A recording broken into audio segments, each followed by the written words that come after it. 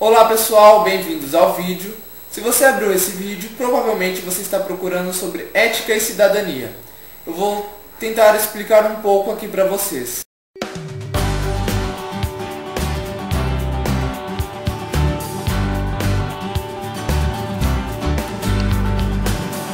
Primeiro, vamos para a contextualização.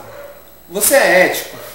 Vamos fazer um teste. Eu vou ler um texto aqui para vocês, mas é necessário que vocês lembrem que essa é uma situação fictícia, criada com o objetivo de levá-los à reflexão. Imagine que você é um repórter fotográfico de uma importante agência de notícias. Seu trabalho leva para todos os lugares do mundo. E em uma dessas viagens, você é enviado para cobrir uma das maiores enchentes da história humana. Num determinado momento, você cruza com um grupo de pessoas ilhadas e prestes a serem levados pela enxurrada. No grupo, você reconhece 3 pessoas: Hitler, responsável pelo Holocausto; Pinochet, ditador chileno que conduziu uma das maiores ditaduras violentas do mundo. Lembre-se que estamos em uma situação fictícia. E o seu vizinho, aquele cara que faz a sua vida uma baderna. Você é o único que pode salvá-los. Contudo, se você não fizer nada, vai tirar uma sequência de fotos que lhe garantirão uma fama, riqueza. Afinal, todos vão querer ver celebridades morrendo. Considerando os princípios de ética, me responda: você tiraria fotos coloridas ou em preto e branco? Obviamente, isso é uma brincadeira. Contudo, a discussão de ética e de cidadania é de vital importância para o mundo moderno. Algumas informações tornaram-se lugar comum no mundo atual. As pessoas não têm mais valores. Os jovens, eles não sabem o que é moral. Os políticos não têm ética. Temos de lutar pela cidadania. Valores, ética, moral, cidadania. Esses conceitos são utilizados de maneira indiscriminada e sem que a pessoa tenha real noção do que elas realmente significam. É necessário saber o que realmente é um ato moral, qual o sentido de ética e de cidadania. Vamos discutir um pouquinho agora? Os valores. Ao entrar em contato com algo, uma árvore, por exemplo, fazemos uma série de observações. Em nossa relação com o objeto, sua cor, seu cheiro, sua beleza, essas observações são os juízos. Por exemplo, você é essa pessoa aqui e aqui é uma árvore. Quando você observa ela, a primeira coisa é que realizamos um juízo de realidade. Ou seja, a árvore existe. Em segundo, realizamos juízos de valor. Por exemplo, a árvore é bela, a árvore é útil. Nós atribuímos valor às coisas todo o tempo, e isso marca a nossa relação com os objetos. Mas contudo, o que é valor? Valor, do grego, axios, valor. Algo tem valor quando nos afeta, acaba com a nossa indiferença.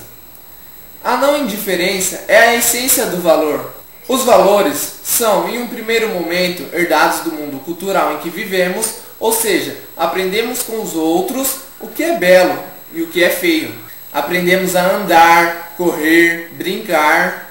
Então, portanto, é importante perceber que os valores são construídos coletivamente e variam de acordo com a cultura que os gestou.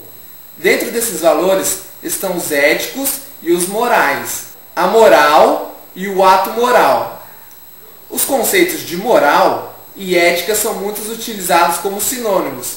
Aliás, possuem uma etimologia semelhante, apesar de designarem coisas diferentes. Moral, origem latina, mos, mores, maneira de comportar regulada pelo costume, e a ética, origem grega, ethos, costume. Em um sentido amplo, a moral é o conjunto de regras de conduta que um grupo admite como ideais numa determinada época.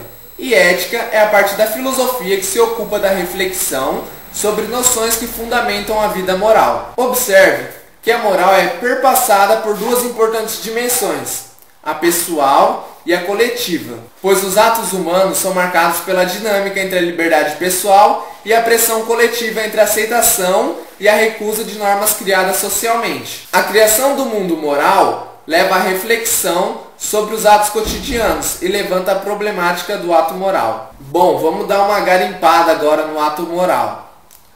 Ato moral é normativo. As normas que determinam o que deve ser.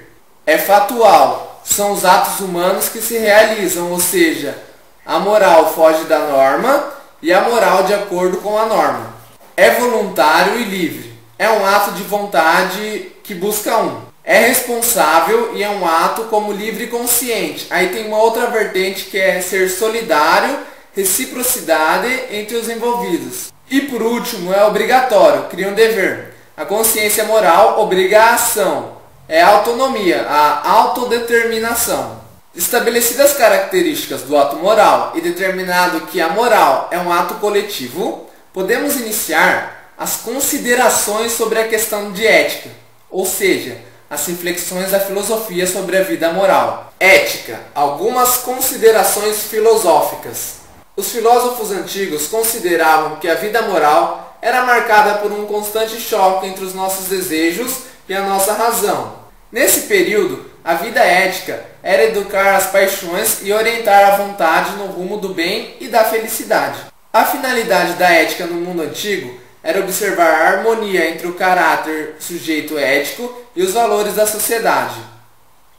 As características principais da ética para os antigos eram, aí tem a ética antiga, que ela se divide em racionalista, agir em conformidade com a razão. A naturalista, agir em conformidade com a natureza, somos parte dela. E a política, agir considerando a comunidade se somos felizes com o outro. Agora eu vou dar uma pausa aqui e vou ler aqui para vocês uma citação de Aristóteles. Os homens de bem querem o bem de uns e outros, do mesmo modo, e por serem homens de bem, são amigos dos outros, pelo que os outros são. Estes são assim amigos de forma suprema, querem para os seus amigos o bem e querem para si próprios. Aristóteles.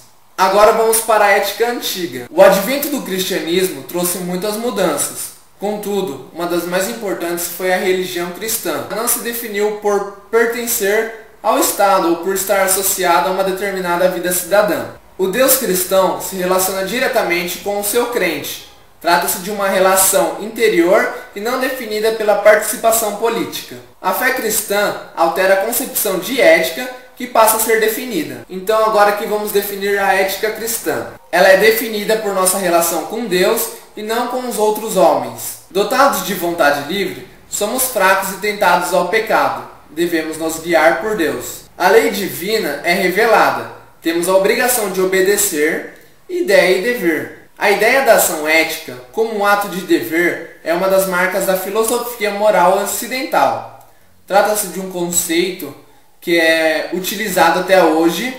A ética cristã ela vai contribuir ainda com a noção de que é possível distinguir três tipos de condutas morais, que é a conduta moral, que é o agir de acordo com as regras, a conduta imoral, que é agir contrariando as regras, e a conduta indiferente à moral, que é quando agimos em situações não claramente definidas pela moral vigente. E lembrando aqui também que a ética cristã julga não somente as ações e atitudes, mas as intenções invisíveis ao ato. Para Rousseau e Kant, a noção deve ser criada pela ética cristã. Bom, eu separei algumas coisas aqui do lado que eu vou estar lendo para vocês. Para Rousseau e Kant, a noção dever, criada pela ética cristã, apresentou um problema interessante para os filósofos, considerando que o ato moral deve ser autônomo.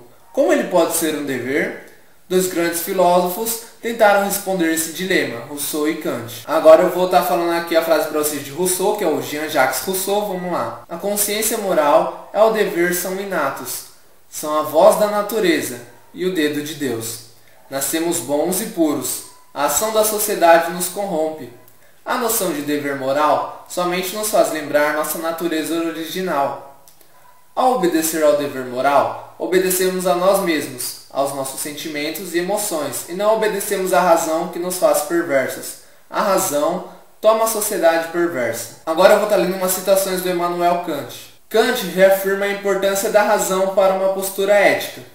Somos egoístas, ambiciosos e cruéis, e por isso precisamos da razão para escolher uma vida moral. A razão prática é a liberdade como instrumento de criação de normas e princípios éticos. A noção de dever deve ser aplicada a toda ação moral. O dever é um imperativo categórico, ordena incondicionalmente. A ação moral deve ser pautada por 3 máximas. Primeiro, determina o que todo o ser humano deve fazer. E segundo, determina que todos os seres humanos sejam o objetivo da ação. Terceiro, determina que a ação moral cria o reino humano dos fins. Bom, então esses autores apontam um caminho diferente para explicar a ação moral, baseada na noção do dever. Contudo, a solução de ambos é a mesma. Rousseau, Kant. O dever de cumprir o ato moral está dentro de nós, é a nossa natureza. O pensamento de Rousseau e de Kant sobre a questão de ética foi alvo de duras críticas de outros grandes nomes da filosofia, George William, Friedrich Hegel. Hegel critica ambos, pois considera que trataram a ética de maneira errônea e de 2 observações mais importantes que fez são: Rousseau e Kant tratam da ética na sua dimensão homem e natureza, e não atentam para as relações homem, cultura e história. Rousseau e Kant tratam a ética como uma relação pessoal, e na verdade, os laços centrais da relação ética são sociais. As relações sociais são fixadas por instituições como família, civil, Estado. Agora eu vou ler algumas citações de Hegel para vocês. Os seres humanos são históricos e culturais, e sua moralidade resulta da necessidade reguladora da vida em comunidade. A vida ética é o acordo e a harmonia entre a vontade do indivíduo e a vontade coletiva. Ser ético é portar-se de acordo com as regras morais da sociedade em que vivemos. Internalizando-as, isso é um ato racional. A crise de uma sociedade pode ser notada quando 2 normas passam a ser transgredidas. Os autores que a gente analisou até aqui, até o momento trataram ética como um elemento que é o fruto da razão humana voltada ao bem geral. Contudo, esses pensadores receberam críticas, entre elas destacam-se as apontadas por Nietzsche, por outros filósofos inspirados por ele e por Marx. Então vamos para algumas situações de... A moral racionalista é o fruto do pensamento dos fracos e ressentidos que temem a vida, os desejos e as paixões. É a moral dos fracos que pretende escravizar os fortes. É preciso instituir uma moral dos senhores ou a ética dos melhores. Essa moral é fundada na vontade de potência. O modelo da vontade de potência é encontrado nos guerreiros bons e belos do mundo antigo. A força de potência gera uma violência purificadora e nova, além de liberar o desejo humano, que foi reprimido por uma sociedade de fracos. O pensamento de Nietzsche tem por mérito de apontar a hipocrisia e a violência da moral vigente. Ela traz de volta um ideal de felicidade que a sociedade, denominada por preconceitos, destruiu. Deve-se observar que o pensamento continua polêmico, pois ele não sabe se a violência que ele aponta como purificadora e criadora realmente gera o novo e somente o caos. A crítica de Marx à moral é a parte integrante do que faz o capitalismo e pode ser localizada na crítica que o autor estabelece à ideologia burguesa. Talvez esse vídeo esteja ficando um pouco longo, mas eu vou ler aqui algumas citações de Marx. A ideologia representa as crenças de uma determinada classe social. Pode ser utilizada como instrumento de dominação que age através do convencimento, alienando a consciência humana e mascarando a realidade. Os valores éticos vigentes, liberdade, igualdade, racionalidade, busca pela felicidade, etc., são irrealizáveis na sociedade vigente. A sociedade atual é baseada na violenta exploração do trabalho e a maioria das pessoas não tem condições concretas de atingir esses ideais. Somente a mudança da sociedade permitirá que a ética se realize. Agora eu vou fazer algumas considerações sobre a questão da liberdade. Um dos conceitos éticos mais conhecidos e discutidos é a liberdade. Trata-se de um conceito utilizado por todos e o tempo todo. Contudo, o que é liberdade? Vamos buscar alguns sentidos desse termo em alguns filósofos importantes que refletiram sobre o assunto. A primeira grande teoria sobre a liberdade foi apresentada por Aristóteles em sua obra Ética e Nicômaco, e muitas de suas concepções que foram retomadas por Sartre. Agora algumas citações de Aristóteles. A liberdade se põe ao que é condicionado externamente e ao que acontece em sua escolha voluntária. É considerado livre aquele que tem em si mesmo o princípio para agir ou não. A liberdade é o poder absoluto da vontade para se determinar. A liberdade é a ausência de constrangimentos externos ou internos. Agora sobre Jean Paul Sartre. A liberdade é uma escolha incondicional que o próprio homem faz de seu ser e seu mundo. Conformar-se, ceder, aceitar ou lutar são escolhas do indivíduo. Estamos condenados à liberdade. Somos agentes livres e responsáveis para criar ou perder nossa própria felicidade. A questão central dessa primeira concepção de liberdade é a centralidade do indivíduo. Essa concepção afirma que todo indivíduo é racional, assim como a sociedade é livre quando age em conformidade com a lei para o bem da totalidade. A segunda concepção de liberdade surgiu com o helenismo, com os estoicos, e foi retomada por Spinoza, no século XVIII, e Marx e Hegel, no século XIX. As questões centrais dessa concepção podem ser observadas. Agora, uma segunda concepção de liberdade. Liberdade é agir sem ser forçado ou constrangido. A liberdade está na realização da vontade do indivíduo, mas na atividade do todo. O indivíduo é parte do todo. E a liberdade está no poder do todo em agir em conformidade comigo mesmo, sendo necessariamente o que é. Essa concepção considera que a liberdade do indivíduo é tomar parte ativa da sociedade. Isso significa conhecer as condições e causas que determinam a nossa ação e não ser um fantoche dessas condições. Existe uma terceira concepção de liberdade, que procura harmonizar elementos das duas anteriores, a concepção da liberdade como uma probabilidade objetiva. Agora, liberdade e possibilidade objetiva. A liberdade é a capacidade de perceber as possibilidades e o poder de realizar as ações que mudam o sentido das coisas e iniciam uma nova direção. O possível, portanto, é aquilo que nós criamos por nossa própria ação. A liberdade é simultaneamente a consciência das circunstâncias que nos cercam e as ações que realizamos no intuito de superar essas circunstâncias e construir a felicidade. A cidadania, uma possibilidade de felicidade e liberdade? A liberdade sempre é associada à cidadania. Observe, a cidadania expressa um conjunto de direitos que dá à pessoa a possibilidade de participar ativamente da vida e do governo de seu povo. Quem não tem cidadania está marginalizado ou excluído da vida social e da tomada de decisões, ficando numa posição de inferioridade e excluída do grupo social. No final da Idade Moderna, começam a surgir diversos questionamentos entre intelectuais sobre privilégios que a nobreza e o clero insistiam em manter sobre o povo. Nesse momento, começam a despontar pensadores que marcariam luta pela conquista da cidadania, como Rousseau, Montesquieu, Diderot, Voltaire e outros. Esses pensadores defendiam o fim dos privilégios e os ideais da liberdade e igualdade como direitos fundamentais do homem e da tripartição de poder. Esses ideais dão um suporte definitivo para a estruturação do Estado moderno. Deve-se observar que a cidadania encontra-se em permanente construção. Trata-se de um objetivo perseguido por aqueles que procuram a liberdade, mais direitos, melhores garantias individuais e coletivas.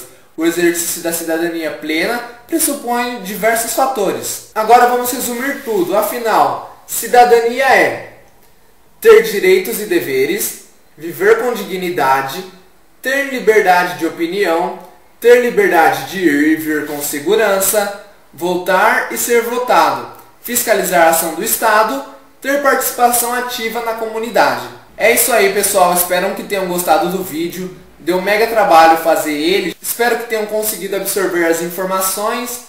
Se não for pedir muito, eu gostaria que vocês deixassem o seu like aqui no vídeo, se inscrevessem no canal. Se for possível, compartilha com algum amigo, divulgue em alguma rede social. Se não for fazer isso por mim, faça pela galinha. Se vocês quiserem pedir algum vídeo sobre algum outro assunto, podem postar nos comentários, que eu vou estar fazendo o possível para ajudar todos vocês. Um muito obrigado e até a próxima.